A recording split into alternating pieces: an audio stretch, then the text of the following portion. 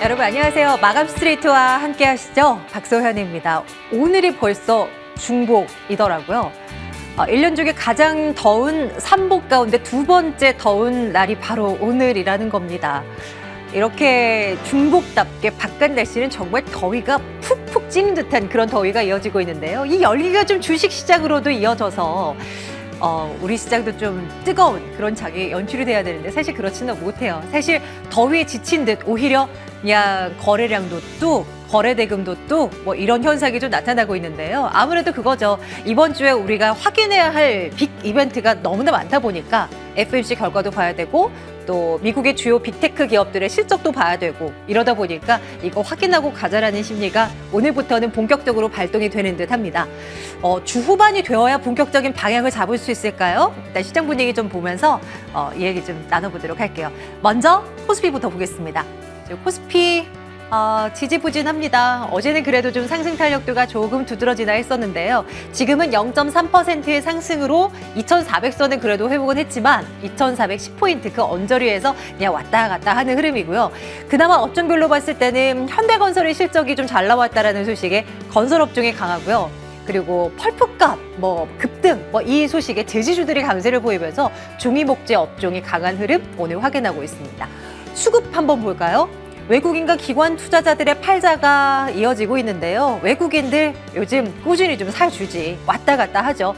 외국인들 이 시각 현재 많은 규모는 아닙니다. 79억 원 정도의 소폭의 순매도 기록하고 있고요. 기관은 149억 원의 순매도, 외국인은 나흘 만에 팔자로 돌아선 흐름 오늘 장에서 확인이 되고 있고요. 전체적으로 이렇게 지금 오후장에 접어들었음에도 불구하고 이 숫자 자체가 마치 오전 9시 5분 이쯤을 보낸 것 같아요. 코스닥 시장도 한번 볼까요? 역시나 보합에서 왔다 갔다 하는 흐름. 코스피는 그래도 어제라도 그래도 상승폭을 좀 키우면서 마감이 됐었죠. 코스닥 지수는 매일매일 이런 움직임입니다. 어제도 그랬고 오늘도 0.06%의 소폭의 마이너스로 진행되는 코스닥 지수가 789 현재 지나고 있는데요. 수급 볼까요? 수급도 사실 코스피와 마찬가지예요. 외국인과 기관 투자자들의 팔자가 이어지고 개인만이 사고 있는 모습. 어찌된 것이 코스피 시장의 수급 그 숫자보다 코스닥 시장의 숫자가 조금 더 큽니다. 개인이 1,000억 원 넘게 사는 모습 확인되고 있고요. 외국인 투자자들은 나흘 연속 팔고 있어요. 코스닥 시장에서. 그리고 그 물량 자체도 적지는 않습니다. 800억 원대의 순매도 지금 현재 진행되고 있는 모습 확인되고 있네요. IT 소프트웨어 업종을 중심으로 좀 파는 그런 흐름이 나타나기도 하고요. 시장 분위기 어떻게 볼까요? 지루한 움직임이 이어지고 있습니다만 그래도 추가 하락은 아니다라는 데 위안을 삼으면서 시장에 대한 다양한 이야기 나눠보도록 하겠습니다. 이슈 픽업 그리고 신의 한 수, 랭킹5를 통해서 여러분들의 궁금증을 속 시원하게 긁어드리도록 할게요. 마감 스트레이트 지금 출발하겠습니다.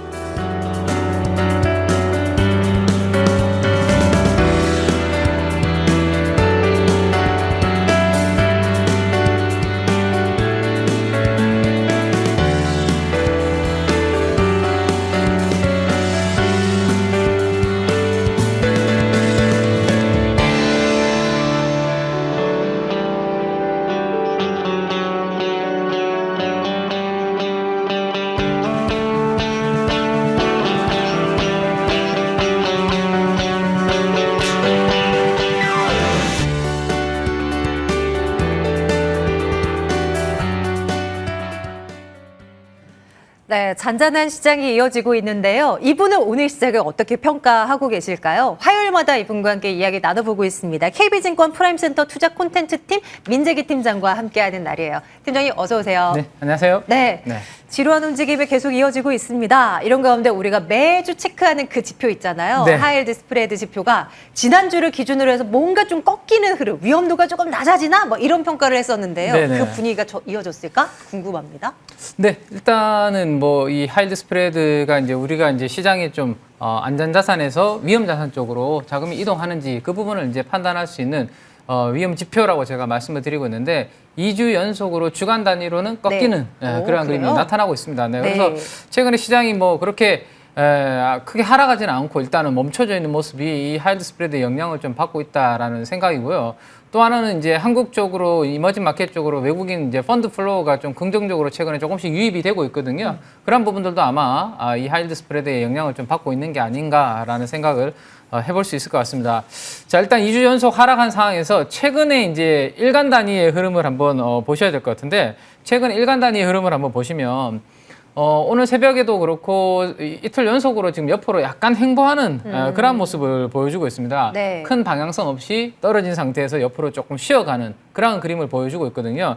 이게 아무래도 오늘 우리 시장의 흐름하고 좀 비슷한 그림이 그러네요. 아닌가. 정말요. 네네. 하루 종일 조금 지루한 등락이 좀 이어지고 있는 그런 상황인데, 이 하이드 스프레드가 이번 주 FOMC 회의 전후로 아마도 조금 방향성을 나타내지 않을까 싶거든요. 이것도 지금 기다리고 있는 것 같아요. 이 하이드 그러면 스프레드도. 지금 네. 우리가 결과가 목요일쯤 이제 받게 되는 그렇죠. 거니까 네네. 주 네. 후반이나 돼야 이제 시장이 좀 움직일 거다라는 얘기잖아요. 네네. 당분간은 견뎌야 되는 거네요. 그렇죠. 저 하이드 스프레드를 보고 내가 판단한다라면 일단 저 움직임이 위로 나타날지 네. 아래로 나타날지 주 후반의 흐름을 보고 제가 봤을 때는 좀 공격적인 대응을 할 필요가 있지 않을까 싶고요.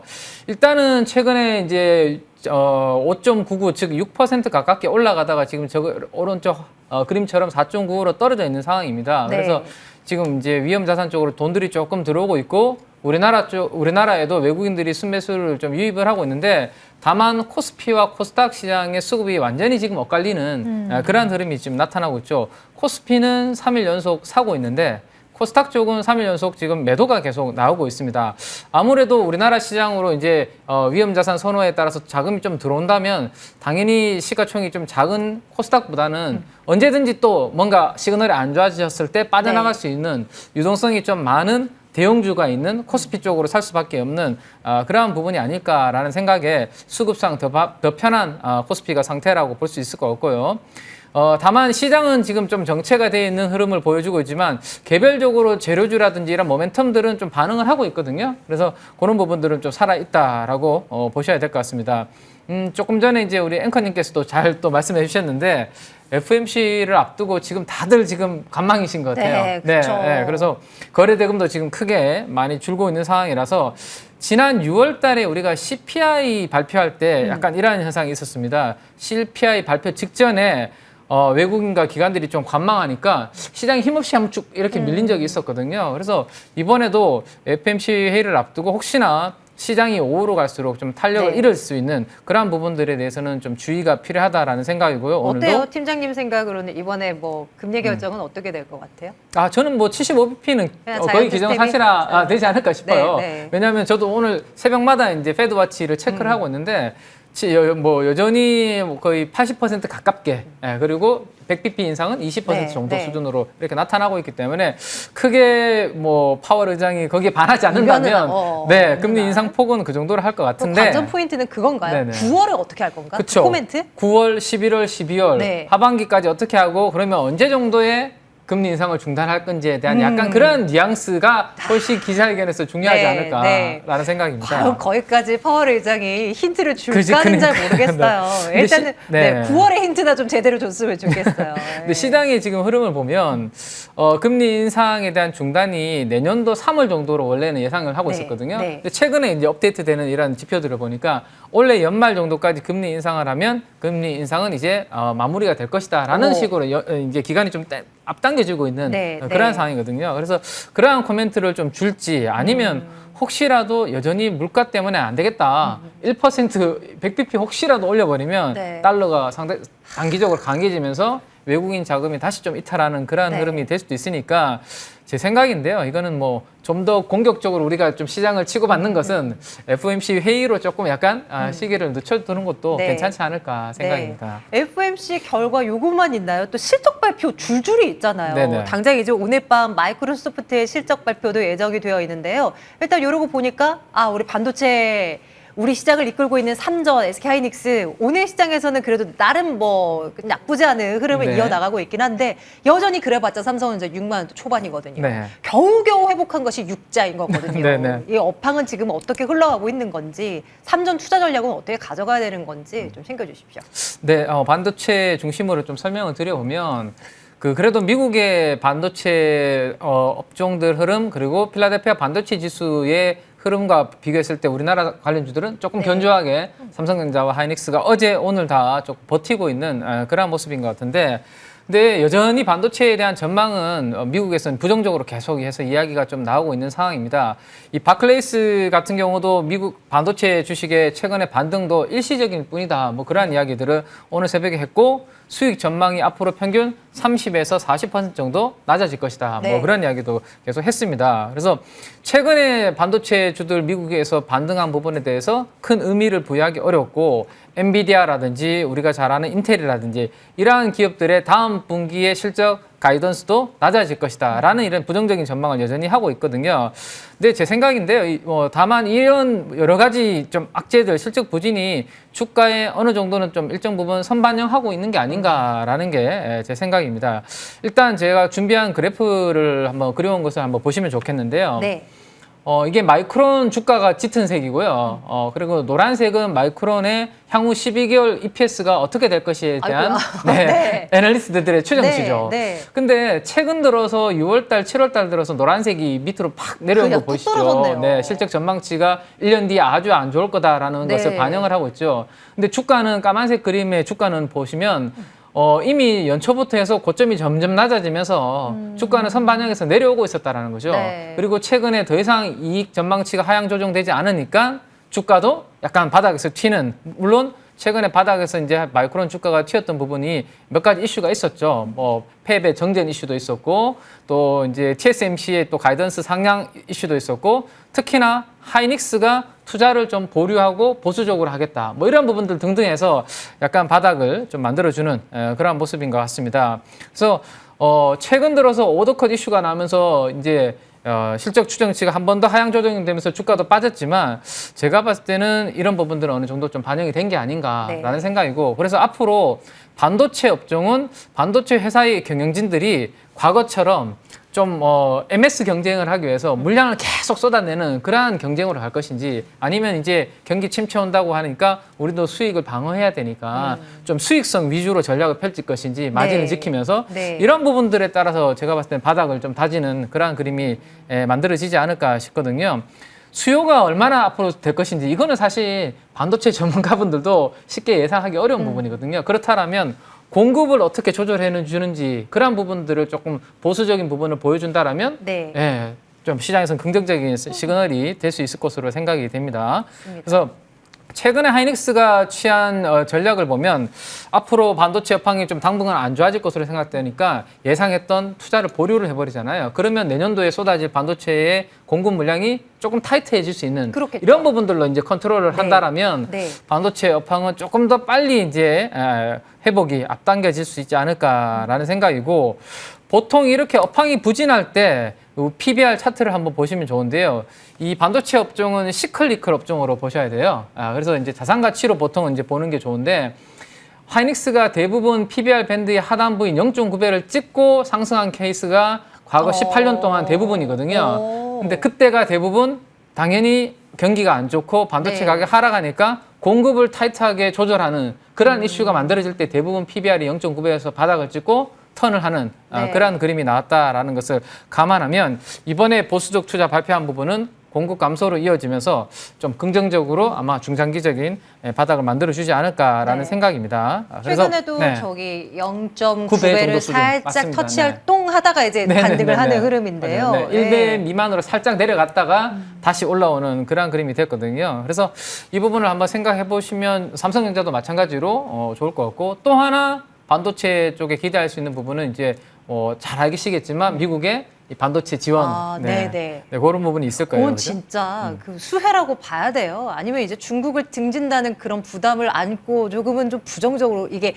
긍정적인 부분을 상쇄하는 거라고 봐야 되는지 이거 좀 궁금해요. 팀장님의 생각은 어떠신가요? 제 생각에는 단기적으로는 네. 이 치포 동맹에 우리가 가입하는 거에 대해서 나쁘지 않게 시장에서 반응을 할 것 같아요. 왜냐하면 여기에 만약에 우리가 안 들어가 버리면 지금 중국 쪽으로 지금 첨단 장비를 못 주게 지금 계속 막고 있잖아요. 네.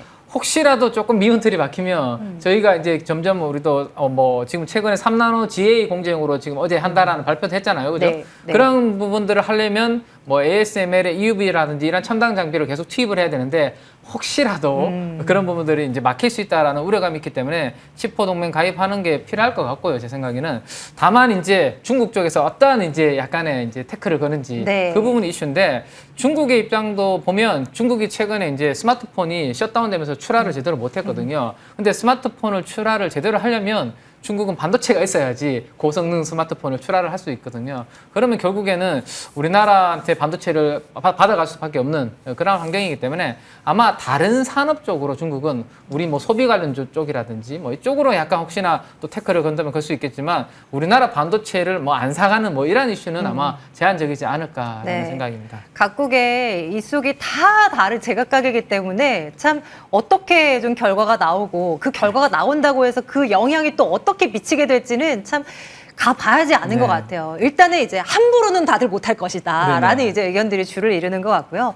반도체에 대한 부분은 나름 그래도 좀 괜찮은 점수를 아직까지는 줘도 괜찮다? 네, 이렇게 볼까요? 반도체는 그래서 이제 아무리 이제 실적 하향 조정이 나와서 네. 좀 부정적이긴 한데 지금 구간이 제가 봤을 땐 PBR 1배 전후가 중장기적으로 봤을 때는 네. 결국에는 좀 바닥을 탄환할 것 같고요. 물론 내년도 2023년, 2024년 계속 부정적일 거라는 이야기도 나오고 있거든요. 그런 부분들이 단기적으로 주가의 변동성을 좀 만들 수 있을 것 같아요. 하지만 공급 축소라는 이 부분이 내년도의 물량 조절이 훨씬 더 큰 부분으로 아마 좀 네. 반응을 하지 않을까라는 생각입니다. 네, 이렇게 전체 시장을 좀 쭉 훑어봤고요. 이제 우리 키맨 민 팀장님의 픽 업종 그리고 그 안에 종목 하나씩 들여다보도록 하겠습니다. 오늘의 관심 업종은 전자담배 네네네. 관련한 쪽입니다. 왜요? 여기 뭐 실생활에서 보니까 많이들 태우시던가요? 네, 저는 담배를 저는 안 피는데요. 아, 그러시군요. 네. 네. 근데 이제 전자담배를 제가 가지고 온 이유가 있는데 오늘 참 두 개의 업종을 제가 선택한 이유가 있어서 그거 두 개 간단하게 먼저 말씀을 좋아요. 드리고 네. 종목에 대해서 말씀드리도록 그렇게 할게요. 네. 일단 코스피가 최근처럼 이거 월간 기준으로 한 10% 이상 하락했던 기간이 2008년도 이후로 한 6번 정도가 있었거든요. 근데 그 이후로 6번 하락하고 난 다음에 반등이 나왔을 때 네. 공통적인 특징이 있었어요, 업종에. 어떤 거요? 네, 가장 첫 번째 1차 반등을 할 때는 일단은 많이 빠진 거.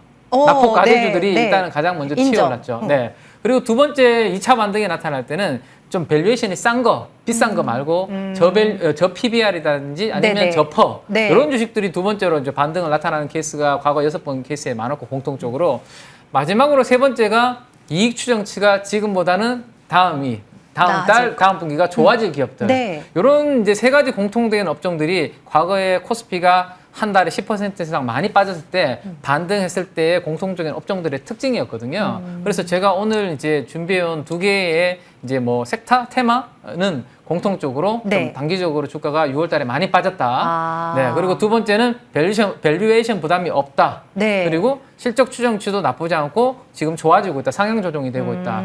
이런 공통점이 가지고 있다라는 것을 말씀드리고 전자담배 이야기를 출발해 보도록 네네네. 하겠습니다. 하면 예, 좋을 것 좋습니다. 같습니다. 자, 일단 전자담배는 지난 6월 7일 날 이슈가 하나 있었어요. 네. KTNG가 EM택을 상대로 약간 안 좋은 노이즈가 좀 있었죠. EM택 쪽으로 소송이 이제 약간 기사화되면서 네. 이렌텍이 그러면 반사의 기대감이 있지 않겠냐. 왜냐하면 경쟁자가 KTNG로부터 이제 약간 그런 소송이 걸리니까 그 물량이 우리한테로 좀 들어오지 않겠냐. 그런 기대감이 좀 있었거든요.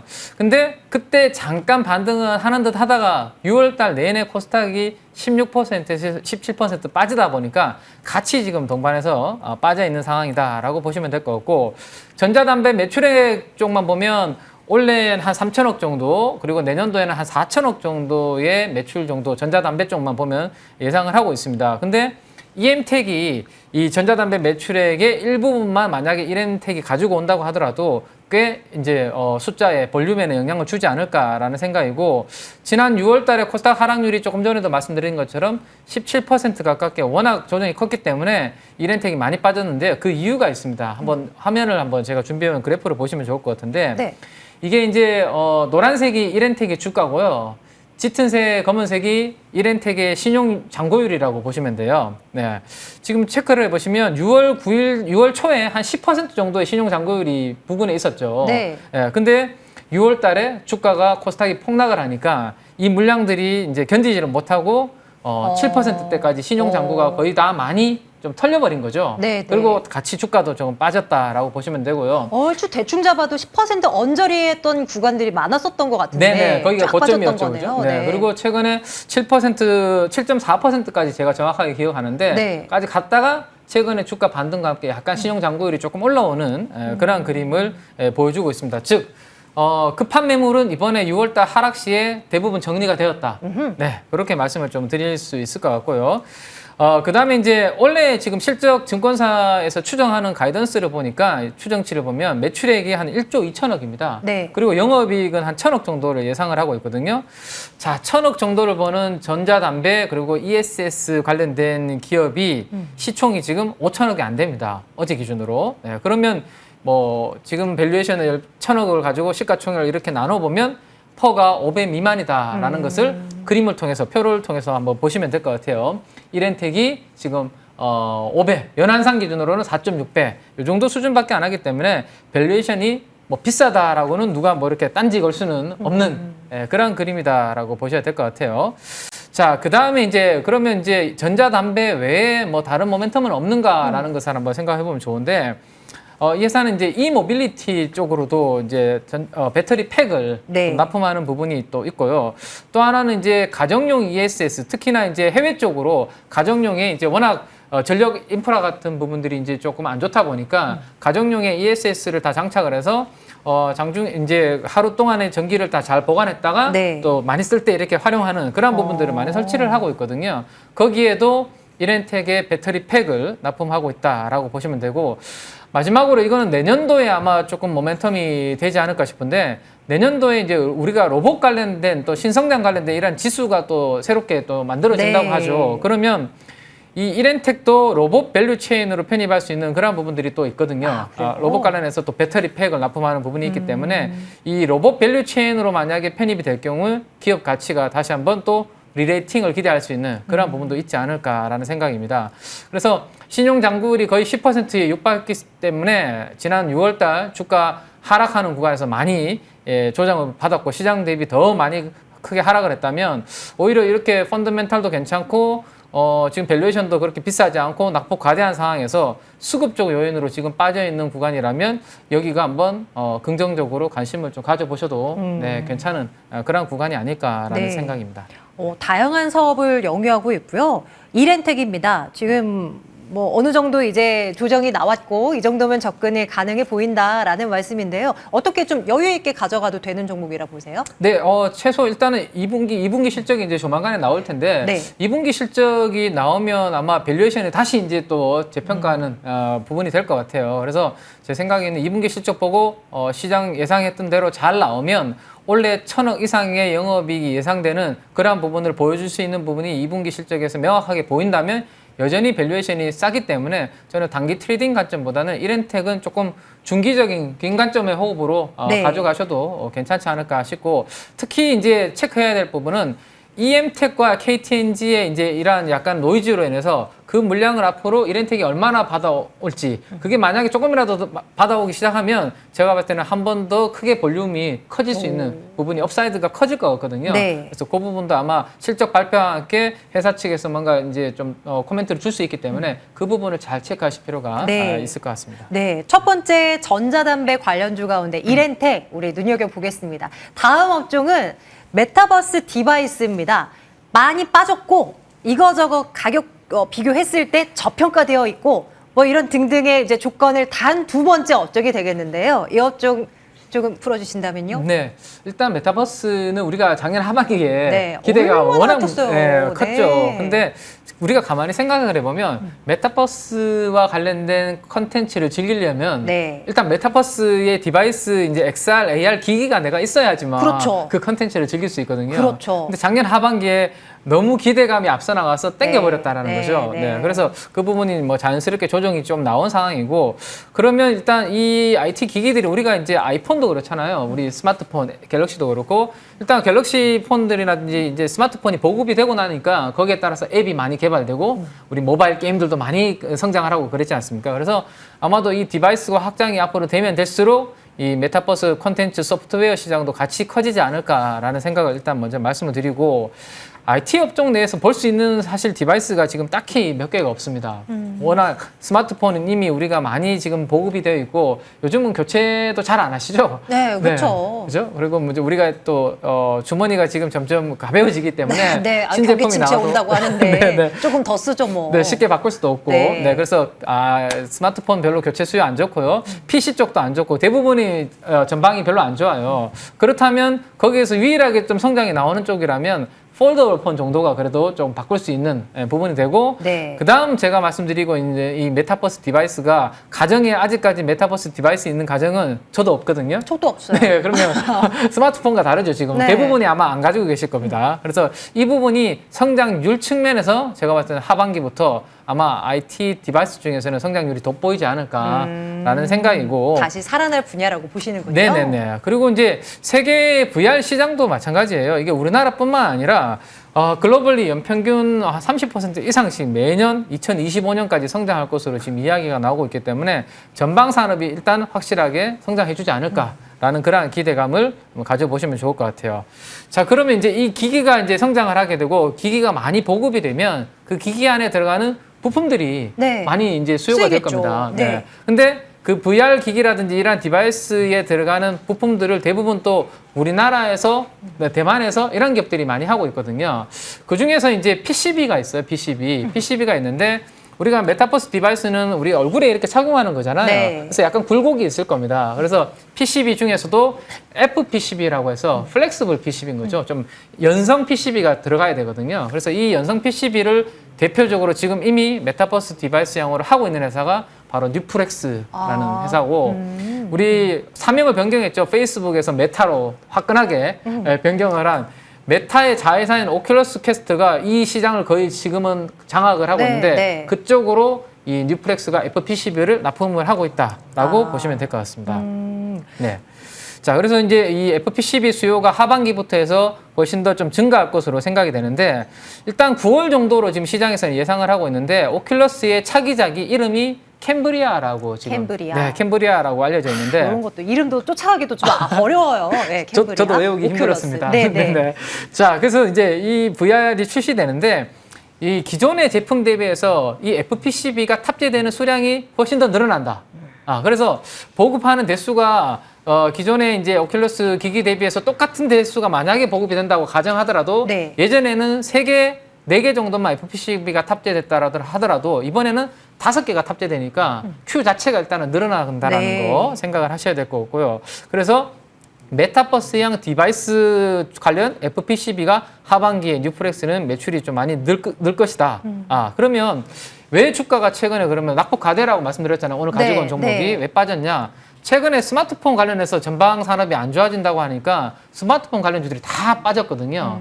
이 기업도 지금은 비중 자체가 스마트폰향 FPCB 비중이 훨씬 더 크기 때문에 최근에 6월달 스마트폰 업황 부진 소식에 같이 빠진 거거든요.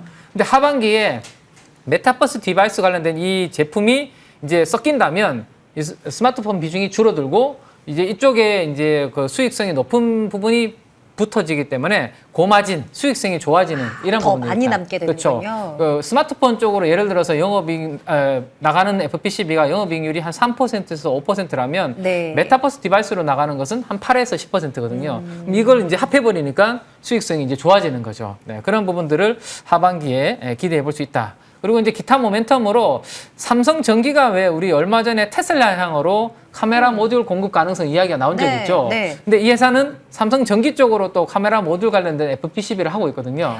네. 그러면 그럼 이쪽도 동반수혜네요. 네, 이쪽도 이제 약간 본업이 수혜를 볼 수 있는 부분이 네. 있다. 그래서 전장용 쪽으로 FPCB가 앞으로 또 확대될 수 있는 오. 그런 가능성도 있다라는 거 네. 생각하시고 마지막에 이제 밸류에이션을 한번 보시죠. 보겠습니다. 네네. 많이 저평가요? 네, 오. 뉴프렉스가 지금 보시면 1분기에 66억 정도 나왔고요. 2분기도 지금 60억에서 70억 정도 예상을 하고 있거든요. 네. 그러면 저 실적이 하반기에 그대로 나온다고 했을 때 지금 시가총액으로 나누면 퍼가 4.8배 정도. 그래서 여전히 5배 미만에서 거래가 되고 있습니다. 원래 영업이익이 지금 한 250억에서 300억 정도 예상을 하고 있는데 시가총액이 어제 기준으로 네. 1259억이니까요. 밸류에이션도 제가 부담이 없다라는 부분을 감안하면 혹시나 시장이 뭐 FOMC 이슈, 뭐 여러 가지 이슈로 흔들려 줄 수 있을 거 아닙니까? 그죠? 네네, 네. 그럴 때 조금 하반기를 염두에 두고 좀 모아볼 만한 종목이 아닐까라는 생각 말씀드리겠습니다. 좋습니다. VR에 초점을 맞추고 있지만 그 외에도 우리가 기대를 걸어봄직한 그런 부분들이 너무나 많네요. 전장 부분도 그렇고요. 한번 눈여겨보겠습니다. 뉴프렉스 그리고 앞서 살펴봤었던 이렌텍까지 여러분들 여유 있는 호흡 가지고 한번 타이밍 잡아보시죠. 이 흐름 어떻게 이뤄나가는지요. 저희도 추적했다가 또 팀장님의 AS를 추후 또 받아보도록 하겠습니다. 자, KB증권 프라임센터 투자 콘텐츠 팀 민재기 팀장과 함께 오늘도 말씀 나눴어요. 고맙습니다. 감사합니다.